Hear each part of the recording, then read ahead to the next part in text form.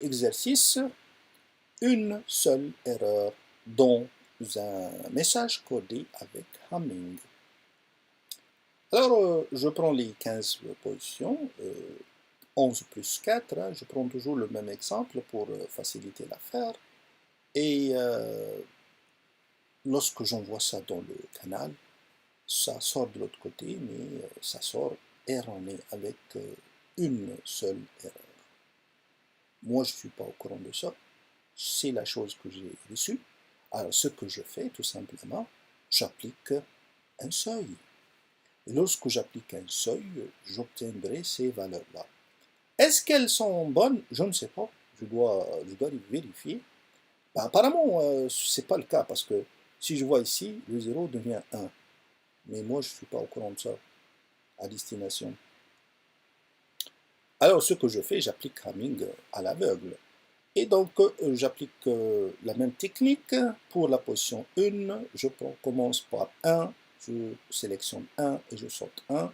Pour 2, je commence par 2, la position 2. Je sélectionne 2 et je saute 2.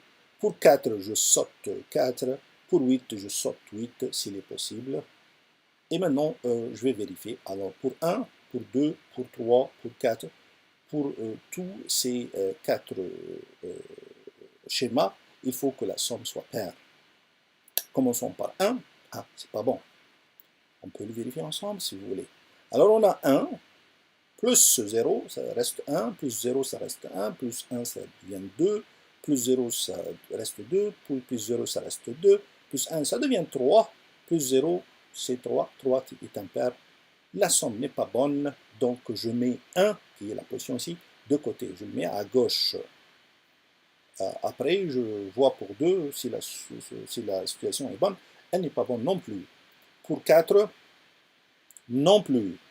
Pour 8, elle est bonne. Alors, j'additionne tout ce qui n'est pas bon. Ça me donne un 7. Alors, ce que je fais, je corrige la situation à la position 7. Ben, comment je corrige? J'ai reçu un 1. Je le corrige comment? Je le transforme en 0 tout simplement. Et voilà. Avant de passer à au deuxième exercice, je m'excuse, je vais donner une remarque concernant le réarrangement de l'information. Alors l'information, elle est là. La chose que je dois envoyer dans le canal, c'est ça, après le codage de Hamming. Est-ce que je dois l'envoyer tel qu'elle est? Oui, je peux. Mais je peux aussi faire un réarrangement des bits. Je peux faire ça, par exemple. Je mets les bits de redondance à la fin. Et j'envoie ça dans le canal. Pourquoi pas?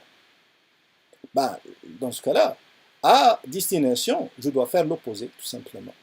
Je dois remettre les bits à leur position qui sont puissance de 2. Je remets les bits de redondance aux positions qui sont puissance de 2 et tout simplement, je fais la même chose. Donc, le réarrangement est possible, mais à la réception, on doit faire l'inverse, tout simplement. Alors, la chose que j'ai reçue, c'est celle-là, après avoir fait le réarrangement, hein, et j'applique Hamming tel que je l'ai fait l'autre fois. Donc, je mets les bits de redondance dans les positions 2 après avoir fait le réarrangement inverse. Ainsi se termine l'exercice numéro 1, on passe à l'exercice numéro 2.